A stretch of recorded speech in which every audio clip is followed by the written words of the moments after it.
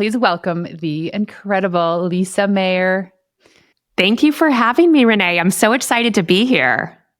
Yeah, we were just saying how I feel like I discovered you on Discord a couple years ago because you were, correct me if I'm wrong, but you were really into NFT.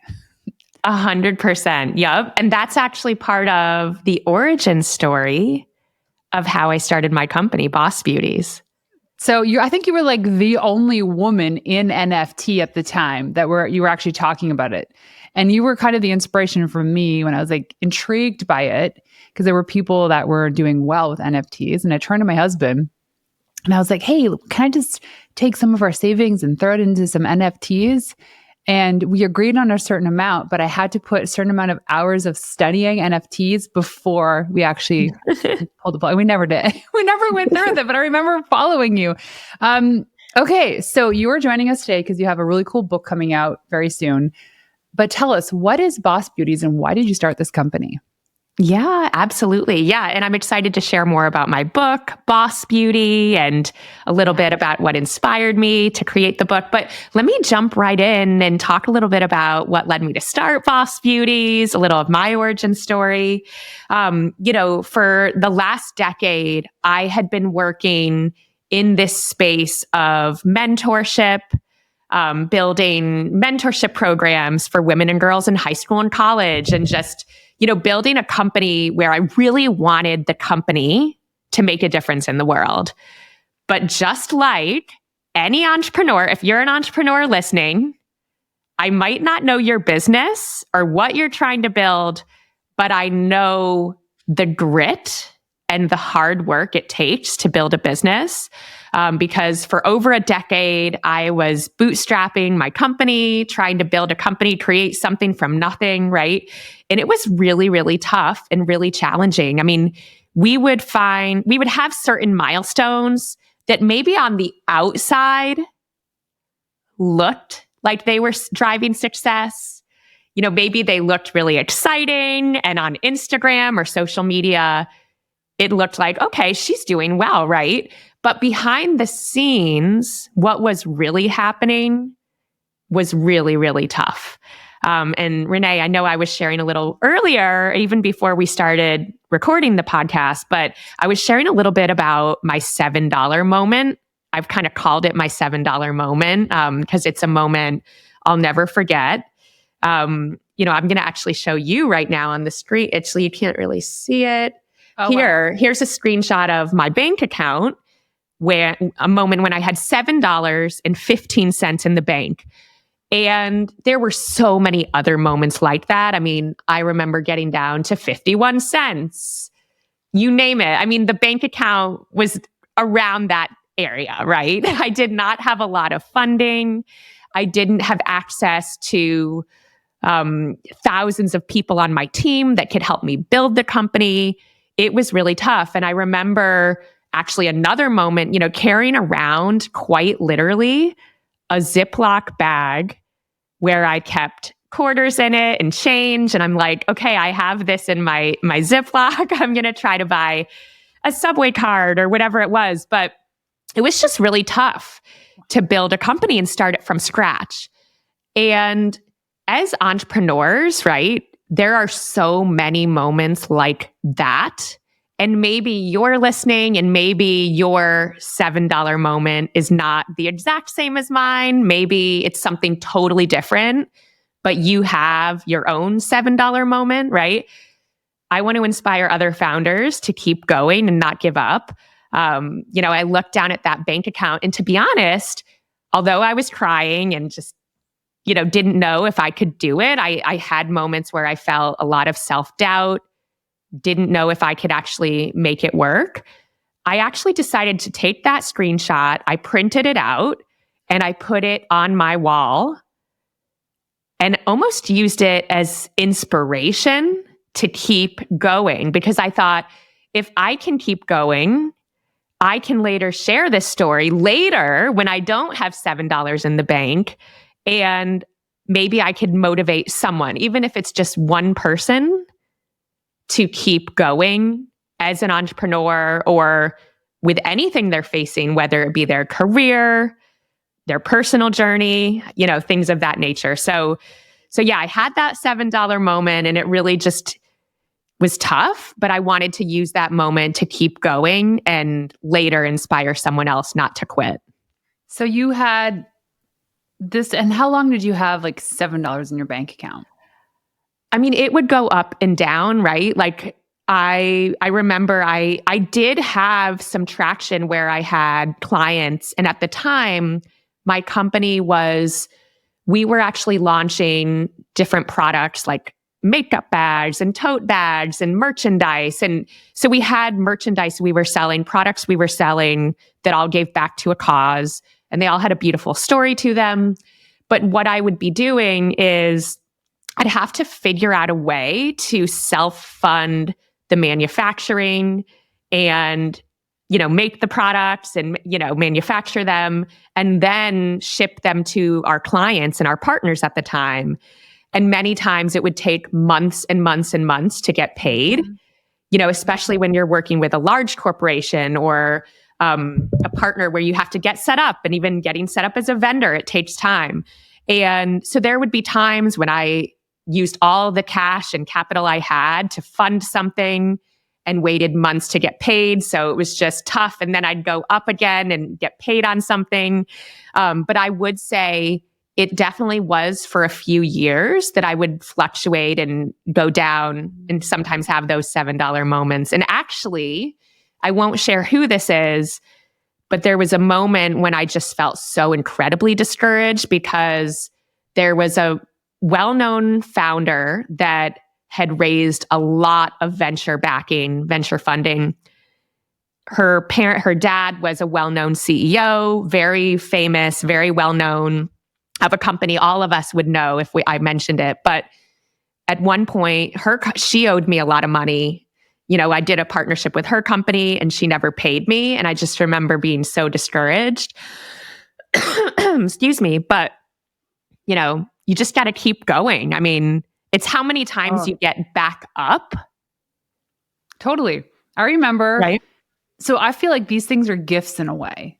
And there was one time during my previous agency, it only happened we were very fortunate, but it only happened a couple times where we had just shifted from net 60 terms to net 30, but they were the reason why we went to net zero. So if you know what that means, it's like invoices due within 30 days or 60 days of sending. We decided that we're going to make it a liability for us in having the invoice due on that date we began. So it was a couple weeks went by and it was net zero. And then they were very I've noticed this over the years of the probably now hundreds of companies I've worked with as clients. I can see a pattern in what's going to be a terrible client and people that have problems paying the bill. And I really got a sniff of it after the second week. And I was like, we just plowed through and we were doing great work and we're getting big wins for them. And it wasn't halfway through the second month. I was like, hey, you still owe us for last month and I'm invoicing you again. And then the third month came. And I don't even know what it was. It was like $5 or $7 grand a month. But we bring in employees and contractors to help service the work. And so we owed them money because we pay our people on time, every time, all the time. That's the standard that we set in our business. So anyways, they came back to us, and whether or not they had the money was beside the point. They basically said, we're not happy with the work that you're doing, so we just don't justify paying any of it. They kept holding on to it. And then I just finally told my team one day, I said, take your foot off the gas. We are being held hostage by them not paying us. And it wasn't my team's fault. We did not want to worry them. We just said, listen, guys, just pull back on that a little bit. But so anyways, what happened was finally came to the point. I remember just crying. I was like, why do people do this to me? This was so rude and inconsiderate. So I asked my husband, so what do I do? He goes, try to get anything on the dollar. If it's 70 cents on the dollar or 30 cents on the dollar, get something from them. And I think we settled on 30 cents on the dollar. So we lost 70%. Wow. And you know what's funny? I genuinely believe in karma. Because what happened was they paid, we separated our ways. We never said anything ill about them. Turns out my team didn't like them anyway. Then it wasn't a few years later they were applying to be in somebody I know's coaching program. And I caught wind of them applying to get in. I told that person, I said, those, I don't know if you remember the story, but those are the people that didn't pay us and we went through hell. And he's like, oh, and then Wow. basically just told them, you're not welcome in this community.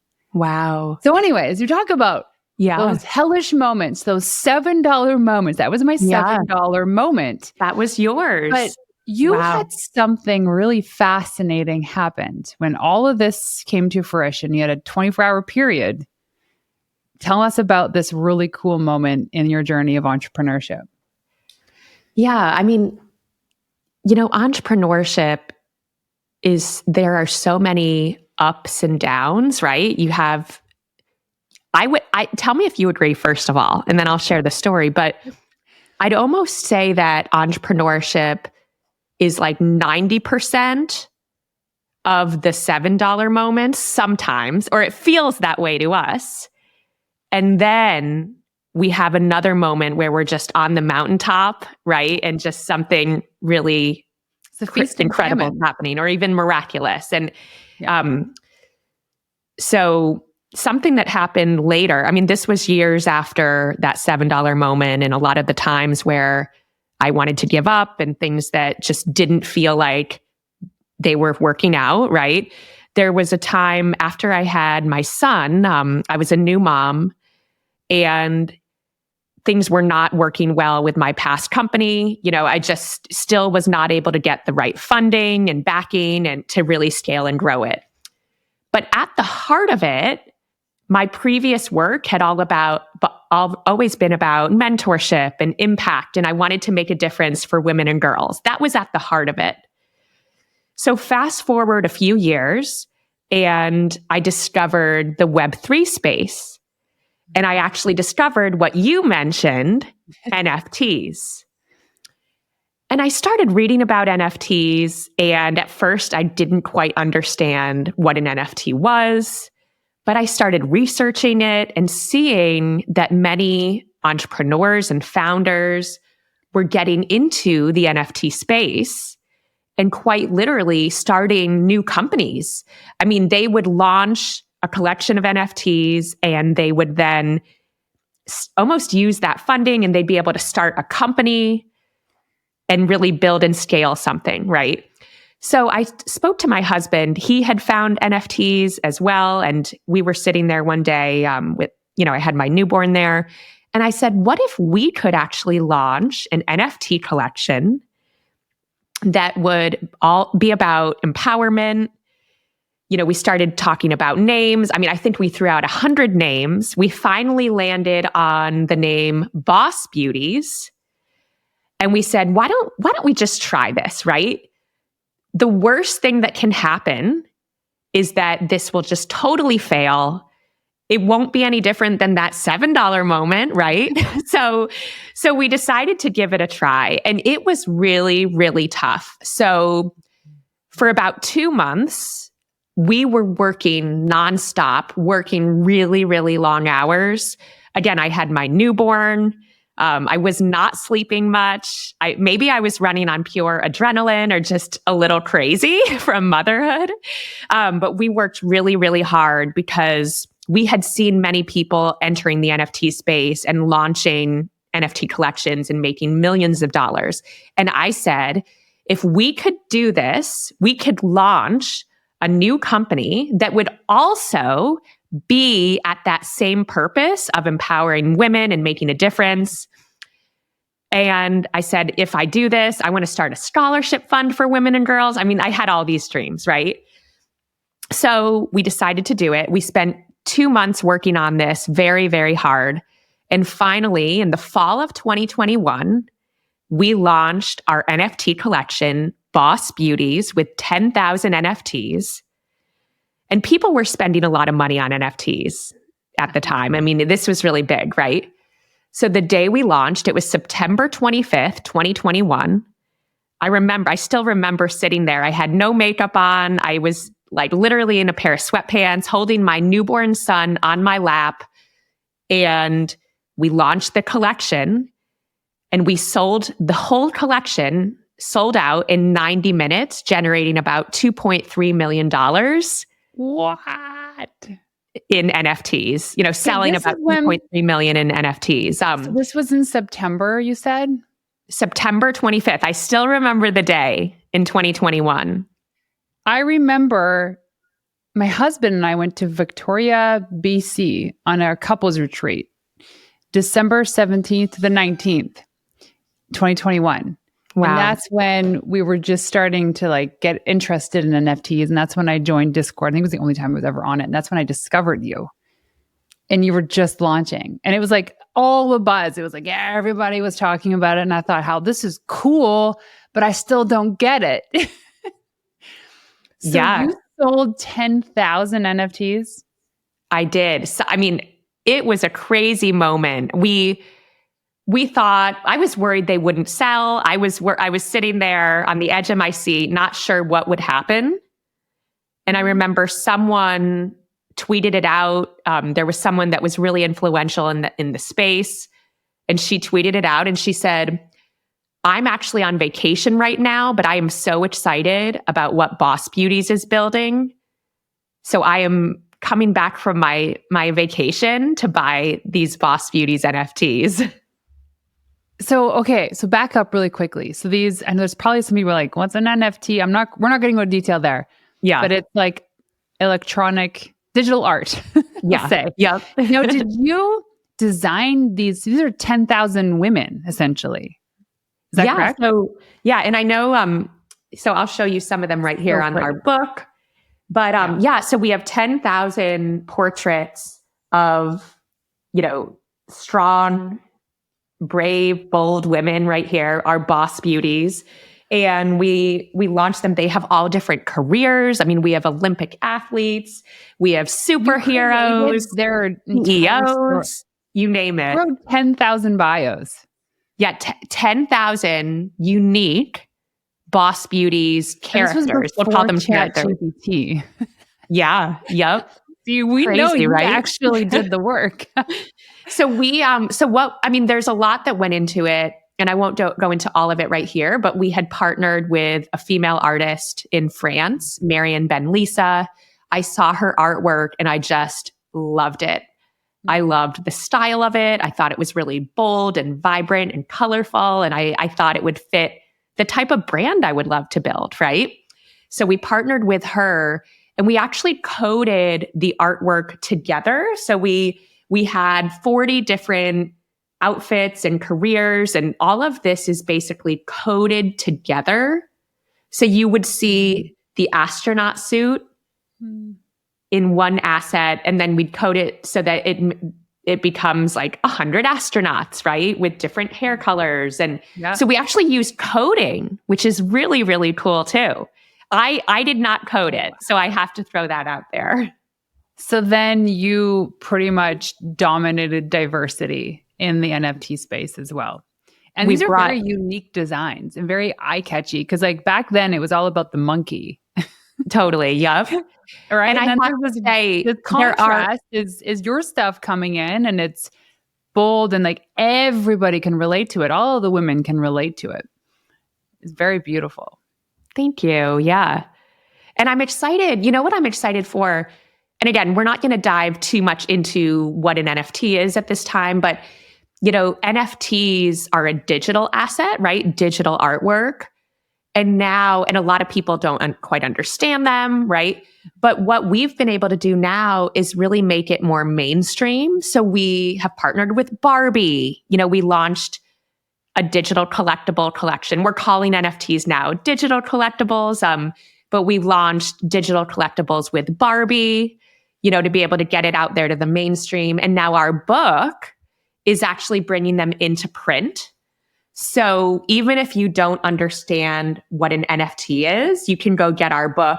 It's going to be at Barnes and Noble stores, Anthropology on Amazon, and it's bringing out wisdom and advice and my $7 story. So my $7 story is in the book, but it will be out there living on, desks and in dorm rooms and boardrooms all over in print. When is the launch date? March 12th.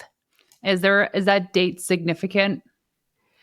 The actual date of March 12th isn't necessarily, but we wanted to launch it during Women's History Month. Yeah. Because we thought that would be really special. Very special. I agree. Yeah. And that's also around International Women's Day. I think it's like March 8th as well. Yes. So yep.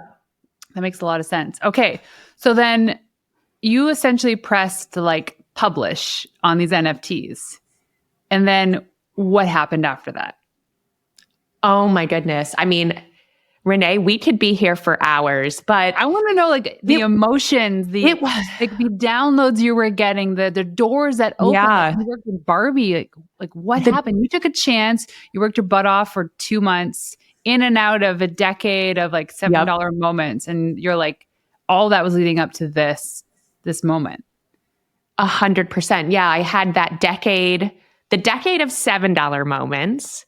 Yeah. And then I had my baby, and I actually didn't know what would happen after becoming a new mom, if I could go back to be an entrepreneur and what would happen to my career. But then had that decade of $7 moments, and then had a lot of hardship during that time, wanted to quit so many times, and then had a few months of just working really, really hard around the clock. And then had what I call my 24/7 miracle. My 24-hour miracle.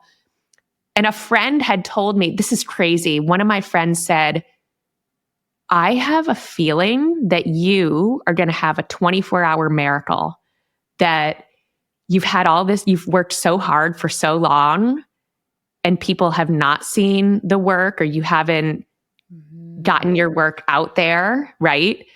But you are going to have a 24-hour miracle, and something's going to happen in a 24-hour period that's going to just change the trajectory of your career and your life. And that was that day that we had that moment, right? But Could your bank account even handle that? Like, were the banks calling you? I know, right? This is more than $7, Lisa. What's going on here? What's going on, right? I mean, I get the chills talking about it. And to be honest, everybody has different beliefs, but I have a certain faith that kind of guides me and keeps me going to be able to keep going in situations that are tough.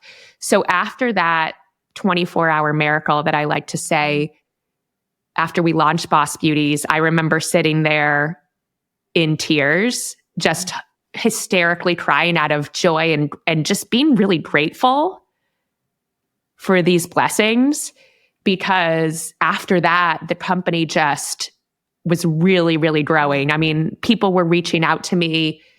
I remember looking down at social media and seeing that different celebrities had started following me. I mean, I remember looking at, there's a few celebrities that are really well known, really incredible women that are very well known in entertainment. And I remember looking down one day at my Twitter and seeing, this person follows me, I don't follow them back. And it says, follow this. I'm like, oh my goodness, what? I mean, this is crazy. But, and then partnered with Barbie. It's not about having a celebrity follow you or making millions of dollars. That's not what it's about. But I think it was just this moment where I thought, wow, I cannot believe this is happening. And I want to use this platform that I have been given to make an impact on the world. Yeah. So I had something not like that happen just the other day. And it was just a small little thing, but I posted the story, it was real the other day, about how I came back into PR. I was in it for like 7-8 years, took a break, and then I'm back in it because I wanted to. And I was leaving all the identity things at the door. Who cares what other people think? But I really was intentional about coming back. And I've been in it for a year now. Wow. And there was one woman who started following me within the last probably like 5 or 6 months, who never heard of me before. And she's more in the industry than I am. And her comment was like, the reel was just about how excited I was to jump back in. And now I have like a roster of amazing clients, and I have a wait list for 6 months and all these things. She's like, you skyrocketed fast. And I'm like, in your mind, I've been at this since 2012. It did not skyrocket fast. So there's all these like perceived ideas of someone's overnight success, when for them, like, it's never the case. You just you just talked about your decade of just like the ebbs and flows of the feast and famine, the $7 Yep. moments, which was all building you up for this thing. Now, here's the interesting thing, whether or not you believe in God, universe, source, is that the idea you had for Boss Beauties and those NFTs was an idea that was also given to probably thousands of other people Yeah. around the same time. Most people didn't have the courage or the knowledge or the wisdom, the grit, the resilience to go and do it. You said, "Thank you, God. Sure, I'll give it a go." Yep. And then one day you go from $7 to millions because you actually took the courage to follow something, this little whisper from God saying, "Here's the thing that you got to do. You've been building this for years. Now's your moment." And you're like, "Okay, thank you." Yeah. And now look at you. And I have to tell you, that is actually what I believe. So everyone has a different belief, and maybe it is the universe for some or whatever it is, right? And I respect that. But actually, I do believe that God gave me that idea because that's part of my journey and my life. But I feel like that was all building up for a long time, and God was like, "Okay, you're prepared for this. Let's go." Yeah. And I feel like the more healed you are, the more able you can have the clarity to see the gift in front of you. When we're in our trauma or we're in those like murky parts and you're just like clawing out of this hole of $7 days and $7 moments, and you gain this clarity because you're like, "This is it, honey. This is it. This is probably like the last straw." But you were willing to go and do it. Most people they don't know that the gift is right in front of them. I always say this, they say the last mile is never crowded for a reason because most people aren't willing to go that last mile. And I think I actually really believe there's like thousands of things happening in our life at one time that like where doors are being opened, or maybe maybe there's one of your clients right at this very moment talking about your work and why you're an amazing partner to someone, and then they're going to call you up and it's someone you've wanted to work with for years. Or I mean, there's so many things happening behind the scenes that we're not aware of, and then they all come All by together. design. Yep. It's all by design. And it's so unfortunate because everybody in the world has the opportunity to create something and make an impact. It's that most people just they don't believe themselves, but they're not given the clarity. Yeah. And they need that. And the support network, you had your man, you had your husband. It was like, "Yeah, we're in this together." So you had each other. I was just watching a video with Layla Hermosi. She was being interviewed by one of the design guys, Chris something.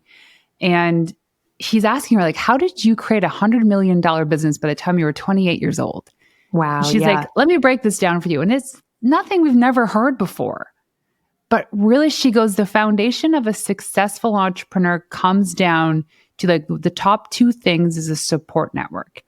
If your partner, you're with somebody, whether it's like your business partner or somebody you're married to or living with, don't support you, it will tear you down. They will bring you down.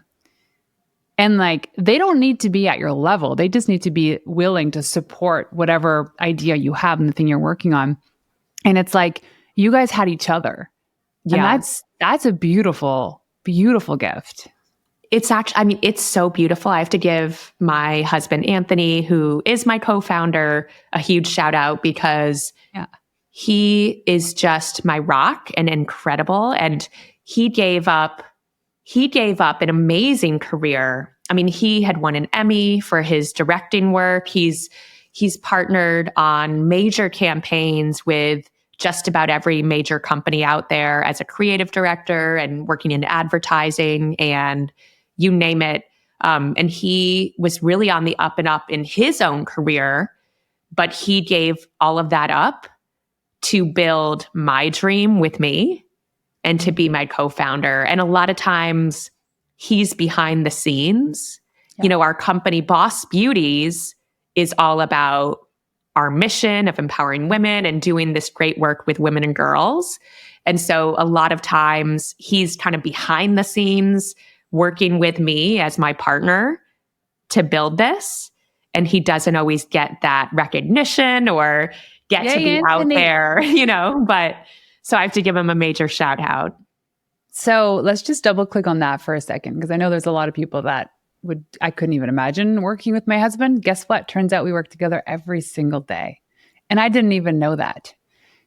I did not know that, because what you do, what I do, what Anthony does and supporting each other is probably the toughest job.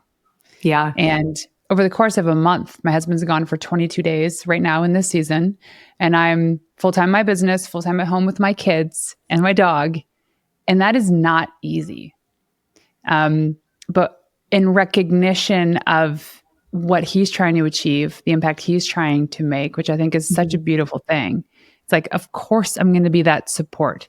And sometimes it's like, I don't know what that means. Like and going back to that video I told you about Layla, he couldn't do what he did without the dynamic that we have. You couldn't do what you do without Anthony's energy, his support, him being the best cheerleader. It's like, it's such a beautiful gift to have that in a partner, whether it's somebody you're married to or living with or in business or even in your friend circle. Like 100%. The cheerleaders, oh my gosh, I know my cheerleaders. I know who they are. Yeah. And they know that too, because I always call them out. They're the best. So when it comes to like your power duo, how do you guys do it? So you have how many kids? So we have one, and then I have a stepdaughter. We have two. So 2 kids. Yep. A business that you were like in September 21st, 2021. What was that the date? September 25th. You got it so close though. I mean, you have a good memory. So that day was like you pushed a button and that button just changed your life. And you're like, whoa, baby, here we go. Yeah. How do you guys make it work today? It's been a few years now. Yeah. I mean, I can't say that after that day, there haven't been challenges, right? I mean, I almost feel like, tell me if you agree with this, but I almost feel like the challenges they just change. Right. So maybe I'm not having that same $7 moment, but maybe there's something else that we're working on that's really tough, or there's always going to be challenges. Right. And I really husband says they're not harder problems. They're just more expensive problems. Yep. Totally. I 100% agree. Tell your husband I agree. I mean, I think no matter what, right? If you're listening, I'm sure anyone who's listening right at this very moment can easily think of that one thing that's keeping them up at night, or something that's really tough and they need to figure out or solve for. There's always going to be that. And I just look at it one day at a time, right? I mean, it's like you don't climb the staircase all in one day. You climb one step at a time. You're running a marathon. The marathon is something where you're getting a drink, having a water break. I mean, I'm just looking at it every single day, one step at a time.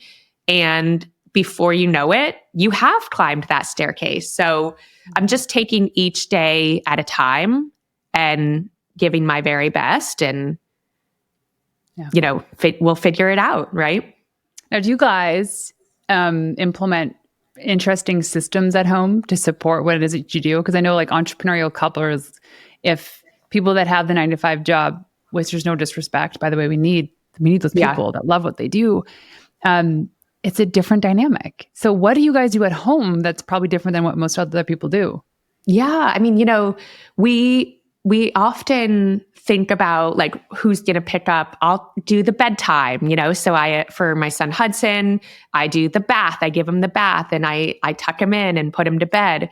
My husband makes his lunch and sometimes gets him up in the morning. I mean, I bring him to school. We got into this rhythm that works really well for us. And I feel like everybody can figure out what their own rhythm is, right? But we're a really, really great team. And we also share with each other.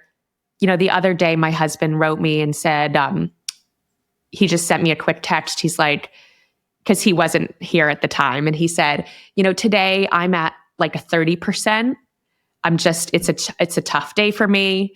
And so then I'm like, okay, I have to be at that is so the 70%. My husband is FaceTiming me right now. I love that. And I wish that my husband would send me his, sorry if you can hear that. It's all good. He is Just sharing where we're at, right? I mean, one of us, there will be days when I'm at 10% that day. It's been a tough day. I just don't have the energy or the resilience that day, but he'll kind of pick up the slack for me, right? So I think, we communicate really well on where we're at and just make sure that we support the other and kind of lift each other up as well. So in these, this is like a battery percentage kind of thing, right? My battery's at 30%. Did you guys have a conversation beforehand to know that when he messages you this, you're like, oh, I get it? Like, do you know now what you have to do to support him? Yeah, 100%. So what happens if you're like, I'm also at a 30% or I'm at a 10%, honey? Now what do you do? Then you just figure it out. You're like, you rely on your faith. You're like, okay, we got this. We're going to figure it out, Yeah, and you're like, okay, and I'm not going to lie. On. There are days like that where I'm like, God, I need you. I mean, we're both at 10% today, so I need you to show up, and I'm just, surrender it all and that's it. Give it your best, Surrender. Yep. So what I've learned in the last year is I have a very strong ego. I mean, my ego is so strong that I can't even do any sort of plant medicine because the moment that my brain acknowledges that I'm no longer in control, it panics and freaks out. Yeah. So when my ego is so strong, the term surrender is actually quite difficult for me. My friend Jackie invited me to this retreat in Mexico in Tulum. It was it's very cliched. I love Tulum. Retreat with sound baths and all this stuff. And I'm like, you know what, Jackie, if this was a week doing CrossFit and hiking mountains, I would sign me up. And I go, oh, wait a second. I am denying this invite because it's the work I need to do. Because I have to sit in my pain and my trauma, in the stillness and the quietness of my thoughts. I can't be busy being avoiding the ideas while I'm, CrossFit. Yeah. So the term surrender is very powerful.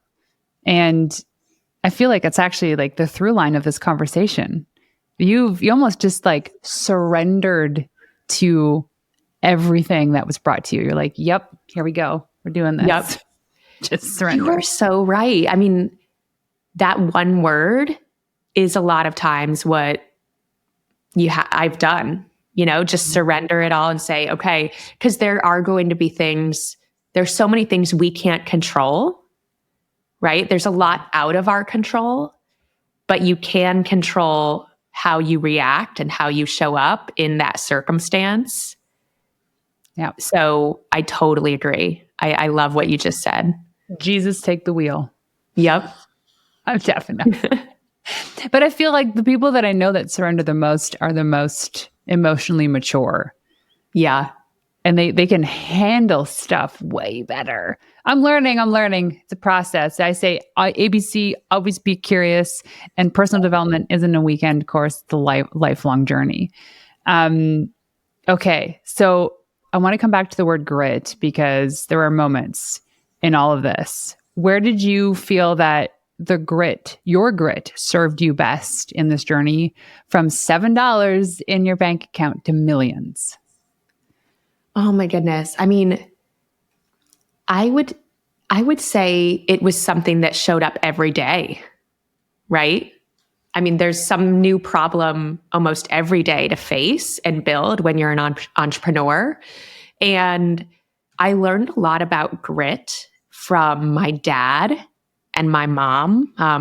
My dad had a farm. I grew up, we didn't even get into this, but I spent a lot of my early childhood on my dad's farm. And I would see him working really, really hard to take care of the farm. It was a small business and it wasn't glamorous. No. It was, I mean, quite literally very dirty, cleaning things out of the barn, getting eggs from the chicken, there's the work was not that glamorous, right? And I learned a lot about grit and hard work from that. And I think it just stuck with me. And that could actually be part of what made me an entrepreneur, actually. Mm-hmm. Mm-hmm. I think of grit, I think of a farmer too. It's funny. Yeah. And because that you physically have to be able to do the work when you're a farmer. Totally. I think of like my grit moments are, I kind of match grit and perseverance in the same bucket. Yeah. The grit factor is really the people that go that last mile are the ones that are like, they're with conviction. They believe in what it is they're trying to do, whether it's like lose weight, win a CrossFit competition, launch a business, get a book deal, and they won't take no for an answer. Yep. Because they believe in it so much and they just keep going. They keep going. Totally. And when I think of no, it's actually in the book. And I've heard many people share quotes that are similar and, but I think when someone tells me no, in my mind, I think, okay, it's just not yet. Yeah. It's not yet. The timing is not perfect yet. Mm-hmm. So maybe this will happen later, right? Maybe there's a better opportunity that will happen later that will be even more impactful. Yeah. It's definitely a not now. And in the world of PR, when all we do is pitch, there are hardly any no's these days. It's just people don't reply to you. But when you do get a no, it's usually indicative of a not now, because our team does a great work in making sure it's the right journalist. This is the stuff they write about or they talk about. So it always just means a not now. And even like people in sales, they're faced with no's all the time. It's like, what can you do to get past that? But in yourself, like in your mind too, it's like, oh, no, it's like the permission you need to stop. Yeah. Right. Oh, you know, I didn't win that CrossFit competition. That's just a reason for me to not do it again. Yeah. I mean, and just try it again, right? I mean, people that are training for the Olympics, marathon runners, you name it, whatever it is. I feel like all of these people have that similar quality, right? Whatever they're building towards or working towards.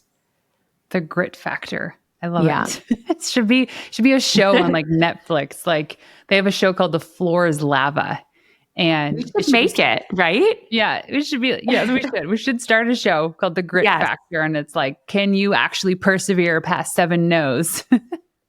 I feel like, that would be a really cool story in itself. We meet here on the podcast and we then go create that show together, That would be hilarious if that happened.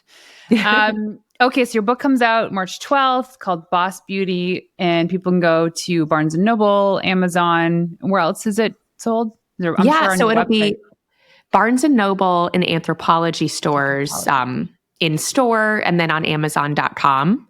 And so those are the places so far, but you never know. I mean, remember, we don't give up. So you never know. It might be in other places soon. Like Target? Yeah. I'm putting that out there into the world now. I just did. It's like this little butterfly. It's going to show the butterfly effect. It's funny because that's actually the other place that was on my vision board. Yeah. I actually envisioned it there more because it's very colorful. It's eye catchy and it's got a really cool message inside. Mm-hmm. I 100%. So, what's so funny? We already have an end cap for Target designed. There you go. We have already designed a full end cap and display with our book, stationery, cards, makeup, all these different products. So cool. That would be on the end cap. So it's already designed. Yeah. I'll have to send it to you. So you have it on hand and you Let can me see it. Yeah. Well, I think what you need to do after we're done recording is to go find out who the decision maker is at Target and send them a little note and nudge.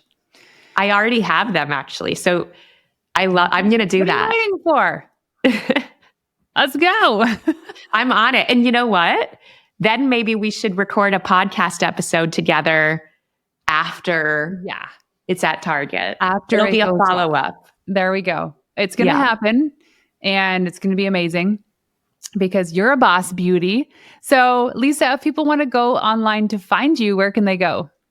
Yeah, absolutely. So you can find us online at bossbeauties.com. And then you can find us on Instagram, also as Boss Beauties. And then my personal handle is Lisa Mayer. So, and we'd love to connect. Really, Renee, we're building this global movement and community where we're going to be hosting various book parties and events and bringing together women in business and moms and teachers, you name it. We're really building this community. So we'd love to keep building that together and reach out. We always have internships too, and scholarships and different opportunities for women and girls. So cool. I love it. I love what you're doing. And I love that it's a total boomerang moment where I found you on Discord. You were the NFT lady, and now look what you've done. I love that. I love that story too. So special. And then your team pitched me, and we don't often take cold pitches. We source the guests that we want based on the content we think is important for that time of year. And so, yeah, you're like one of very few pitches we've taken the last few months. But I was like, hey, I know that person. You're like, I know her. Yeah. I'm like, of course I want her. I love it. It was like it was meant to be, right? Totally. And it's funny because it's like I had forgotten about you. And like not in like a terrible way. It's just that life gets busy and I just had forgotten about that moment. And then there you were in the inbox. I was like, oh, hey, I know Lisa. Of course I want her on my show. Anyways, love this conversation. Love what you're doing. We are here to support you. Anything that you need from us, let us know. But it's been a pleasure having you on the show. It's been such a pleasure. I loved it. We have to do it again soon. We will, once you're in Target. Yes. Follow-up episode.